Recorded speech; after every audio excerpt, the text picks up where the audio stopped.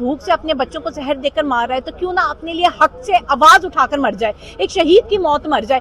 دیکھو مرنا تو تم نے ویسے اپنے بچوں کو زہر دے دیا۔ مشکلوں سے خان کا سپاہی اور مشکلوں سے ڈر جائے تو پھر تو خان کا سپاہی نہیں ہے۔ عورت کارڈ کھیلنے میں ماہر ہیں، جہاں پھنستی ہیں عورت کارڈ میں تو عورت۔ جی ناظرین، ہمارے ساتھ اس وقت خواتین بھی موجود ہیں اور میرا خیال 10 بج چکے ہیں، لیکن یہاں پر آپ دیکھ رہے ہیں ابھی بھی بہت بڑی پبلک ہے یہاں پر۔ اچھا میں ایک بات کرتا ہوں، میں ہمیشہ کہتا ہوتا ہوں نون کے یا اودر کے جلسوں میں جائیں تو بریانی ہر ٹائم انتظار کر رہی ہوتی ہے مہمانوں کا اور ورکرز کا، لیکن یہاں پر نہ بریانی ہوتی ہے، نہ پانی کا گلاس بھی نہیں ملتا، لیکن لوگ پہنچتے ہیں خان صاحب کی محبت میں۔ تو یہاں ہمارے ساتھ موجود ہیں پی ٹی آئی کے ورکرز خواتین، ان سے ذرا بات کرتے ہیں کہ آپ اتنی دور سے آئے اور جلسہ آپ کا کل ہے تو آج کیوں آئی ہیں؟ یہ جب آپ نے کہا نا کہ بریانی کی پلیٹ نہیں ملتی، جہاں سچ ہوتا ہے نا، حق ہوتا ہے، وہاں لوگ خود بخود آتے ہیں۔ ٹھیک ہے، یہ خان کی محبت ہے، وہ خان کا سچ ہے۔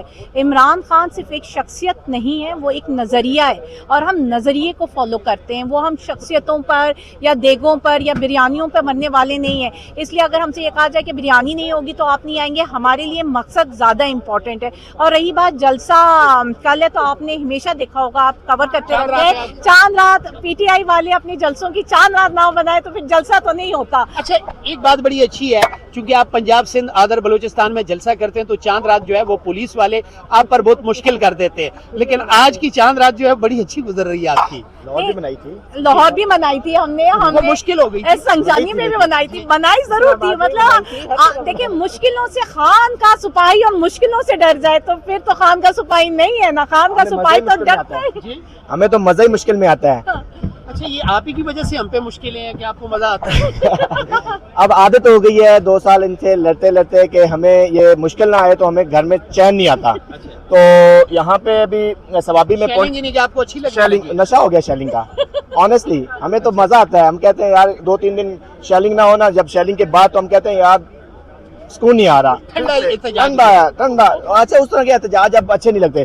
اچھا اب اصل میں پتہ کیا چیز ہے، چاند رات ہم نے ہر جگہ منانی ہوتی ہے۔ لاہور میں سختی تھی لیکن ہم نے رنگ روڈ کے اوپر چاند رات منائی اور رات 3-4 بجے تک وہاں رہے، پولیس تھی سب کچھ تھا لیکن ہم وہاں ڈٹے رہے۔ اسلام آباد میں ہم 2 دن پہلے وہاں پہنچ گئے تھے، پولیس والے اندر سامان نہیں، یہ کنٹینر وغیرہ نہیں جانے دے رہے تھے، پوری عوام وہاں پہنچی ہوئی تھی اور عوام کا جو جم غفیر دے کر ان کی ہمت نہیں ہوئی۔ یہ عوام کو سمجھنا چاہیے، عوام کی طاقت بہت زیادہ ہے۔ عوام جب اپنی طاقت سمجھ جائے گی نا، اب یہ جلسے جلوسوں کی پارٹی کو ضرورت نہیں ہے، پارٹی کو اس ٹائم ضرورت ہے کہ پوری عوام کو نکالیں۔ فائنل کال کی ضرورت ہے، کیونکہ صرف خان نہیں، اس ٹائم ملک بھی داؤ پہ لگا ہوا ہے۔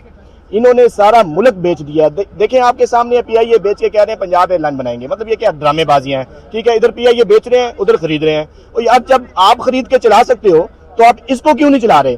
تو یہ ساری ڈرامے بازیاں ہیں، یہ سب کچھ اپنے کنٹرول میں کرنا چاہ رہے ہیں، خود سستے داموں خریدیں گے اور مزے کریں گے، انجوائے کریں گے، اپنی ایئر لائنز ہوں گی، جب دل کیا آ گئے، جب دل کیا ابھی بات۔ اچھا مجھے ایک یہ بتا دیجئے گا، دیکھیں پاکستان میں غریب سے تر ہوتا جا رہا ہے اور امیر ہے اس کی آنکھ بھرتی نہیں ہے۔ مجھے نہیں یاد پڑتا کہ کوئی ایسا ملک ہو جہاں پہ نواز شریف صاحب کے اثاثے نہ ہو، جائیداد نہ ہو، لیکن اس کے باوجود بھی یہ ایسی کیا وجہ ہوتی ہے جو ہرس ہے وہ ختم نہیں ہوتی، اور پاکستان میں اس وقت غریب آدمی کو 2 وقت کی روٹی پوری کرنا عذاب بن چکی ہے۔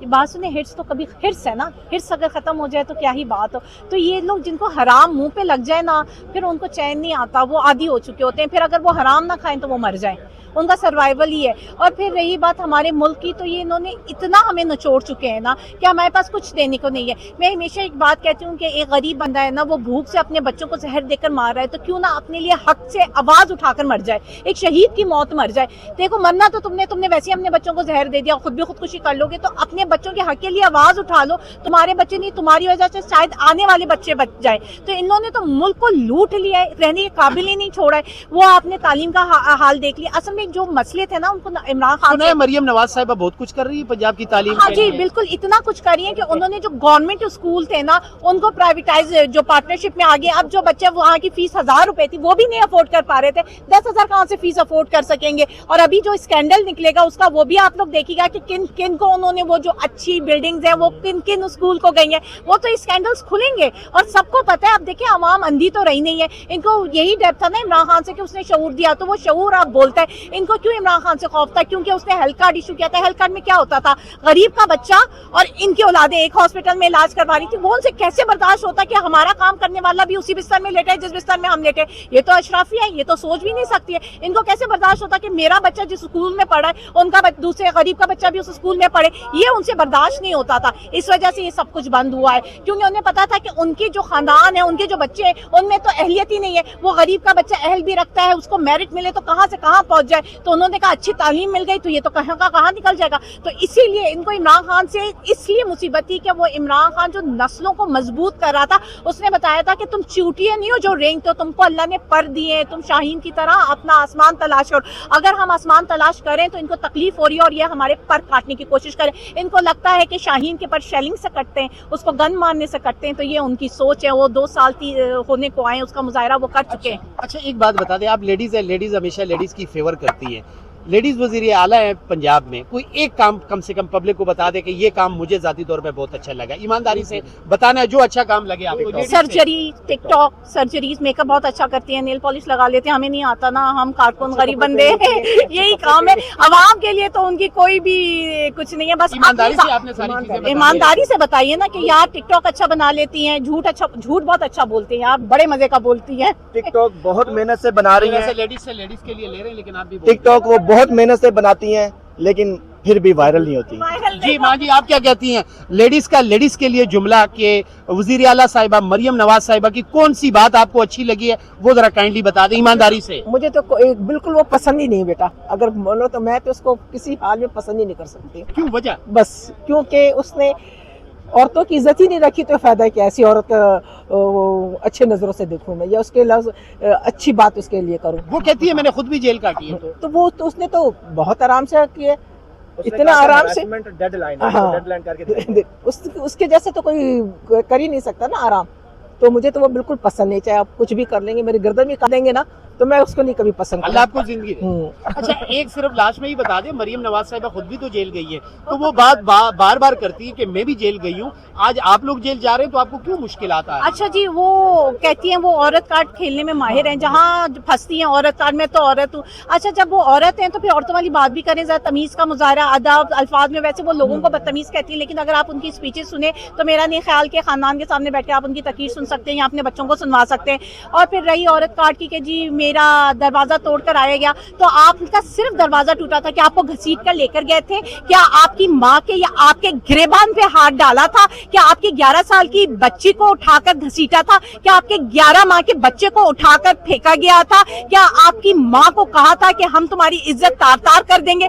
आप औरत कार्ड खेलने से पहले जो आप कर रही हो ना, उसके लिए खुदा का खौफ करो, क्योंकि यहाँ पे अगर तुम बच जाओ तो वहां पे अल्लाह की जो अजाब है और मार है उससे नहीं बच सकोगी। जो आज तुमने लोगों की इज्जत के साथ खेल रही हो, बच्चों के साथ खेल रही हो, मतलब लोग कहते थे मर्द का मुकाबला करो, हमने कहा औरतों तक हाथ नहीं लगाएंगे, ये औरत तक पहुंचे, फिर उन्होंने कहा ये बच्चों तक हाथ नहीं लगाएंगे, ये बच्चों तक पहुंच गए यार। अब ये 11 माह के बच्चों को फेंक रहे हैं, उसको हैरेस कर रहे हैं, तो इनकी तो औकात ही डरे हुए हैं, असल में सिर्फ और सिर्फ डरे हुए हैं।